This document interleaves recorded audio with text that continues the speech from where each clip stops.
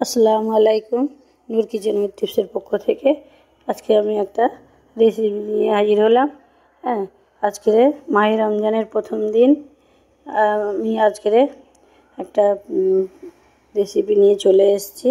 সেটা হচ্ছে মুরগি চিকেন পকোড়া। বন্ধুরা, এর আগে আমি একটা পকোড়া করেছিলাম, বিফ পকোড়া করেছি। আপনারা চাইলে ডেসক্রিপশন বক্সে দেখে নেবেন। আর আমি এতে 500 গ্রাম মতো মুরগির মাংস নিয়েছি, সেটা কেটে নিয়ে ছোটো ছোটো করে নিয়েছি। আমি ওটা স্কিপ হয়ে গেছে বন্ধুরা।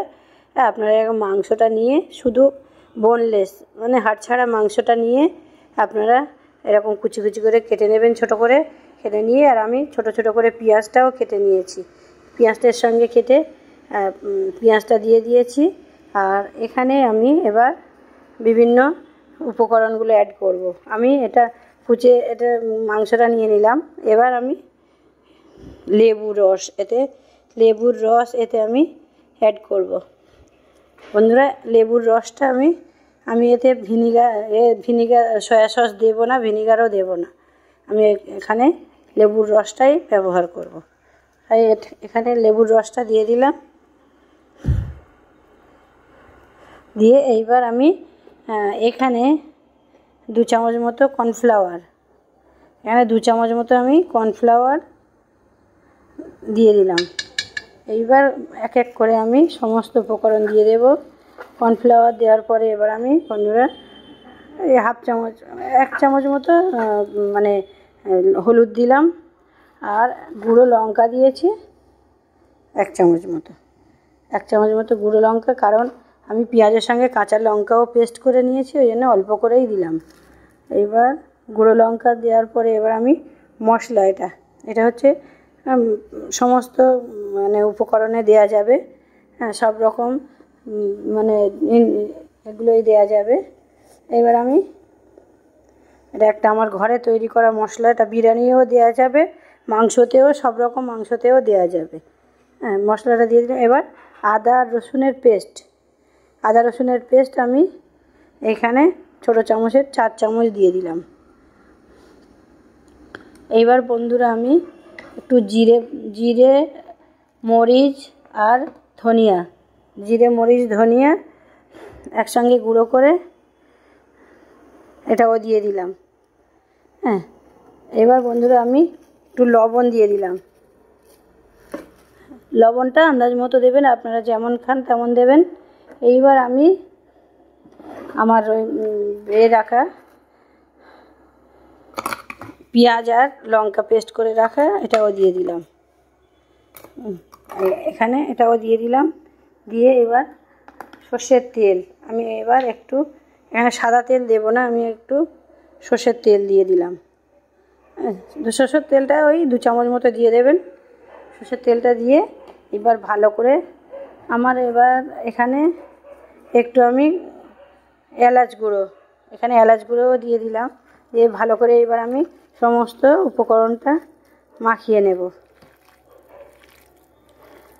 সব রকম উপকরণ দিয়েছি। এবার মাংসের সঙ্গে সবটা পুরো মাখিয়ে আমি এটা প্রায় 1 ঘন্টা মতো নর্মাল ফ্রিজে রেখে দেবো। 1 ঘন্টা মতো আমি এটা ভালো করে এর সঙ্গে মেখে নেব। বন্ধুরা, আমার সব উপকরণ মাখানো হয়ে গেছে। এইবার আমি একটু ধনেপাতা, আমি পেস্ট করা ধনেপাতা, আমি এটা আচার করে রেখেছি। আমি ধনেপাতার আচার করে রেখেছি, প্রায় আমার 1-2 মাস হয়ে গেছে। এই আচারটা আমি একটুখানি এইখানে অ্যাড করব।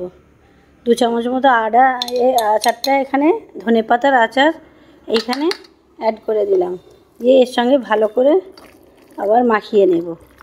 বন্ধুরা, এই আচারটার এত সুন্দর সেন্ট বার হচ্ছে। এই আচারের আমি রেসিপি আমার ডেসক্রিপশান বক্সে দিয়েছি, আপনারা যদি চান ওটা দেখে নেবেন। এই আচারের রেসিপিটাও দেওয়া আছে। এই আচারটা দিয়ে একটু মাখিয়ে আমি এবার 1 ঘন্টা মতো, বন্ধুরা আমার মাখা হয়ে গেছে। আমি 1 থেকে 1.5 ঘন্টা এটা ভালো করে, ডিপ ফ্রিজ নয় বন্ধুরা, এটা আপনারা এমনি নর্মাল ফ্রিজে রেখে 1-1.5 ঘন্টা মতো রেখে আমি ভাজতে চলে যাব। বন্ধুরা, আমি 1.5-2 ঘন্টা পরে চলে এলাম। এইটা নিয়ে ফ্রিজ থেকে বার করে নিয়ে এসেছি। এইবার আমি এতে আমি আরেকটু কর্নফ্লাওয়ার দেব।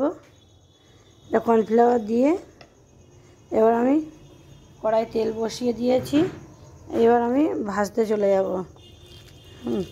এটা আমি আবার একটু কর্নফ্লাওয়ার তখন দিয়েছিলাম, আর এখন আবার একটু শুকনো মতো করে দিয়ে তবে ভাজতে যাব, তবে এটা ক্রিসপি এবং ক্রাঞ্চি হবে।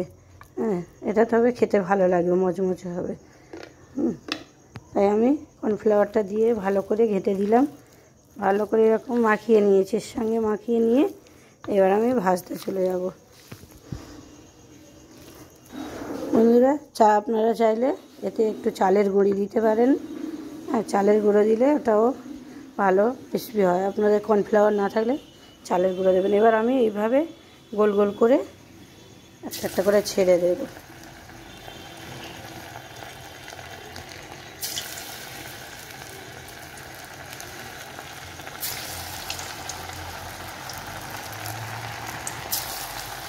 একটা একটা করে আমি এইভাবে ছেড়ে দেব।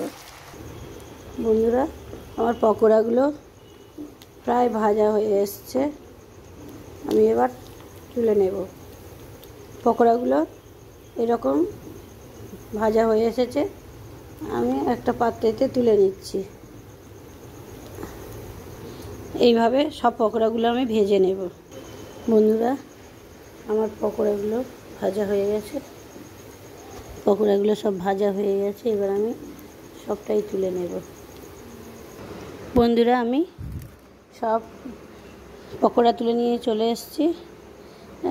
পকোড়াগুলো কত সুন্দর ক্রিসপি হয়েছে আপনারা বুঝতে পারবেন। আমি আওয়াজ করছি, আপনারা সেটাই বুঝতে পারবেন।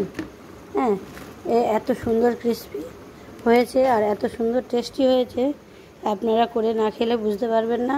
আর বন্ধুরা, আমি এই সস 1 বোতল সস করে রেখেছি, বড় বোতলের কাছের।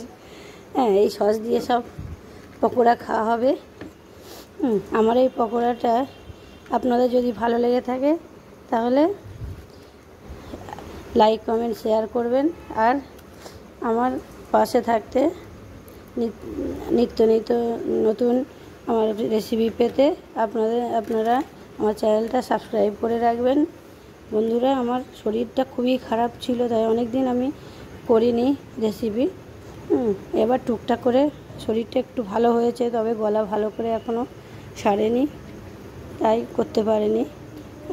আপনারা আমার এরকম পাশে থাকলে তাহলে আমি একটু সাহস পাবো, আর ভিডিওগুলো করতে আমার ভালোও লাগবে। আপনাদের সহযোগিতায় আমি এগিয়ে যাব। সুস্থ থাকবেন, ভালো থাকবেন। আসসালামু আলাইকুম।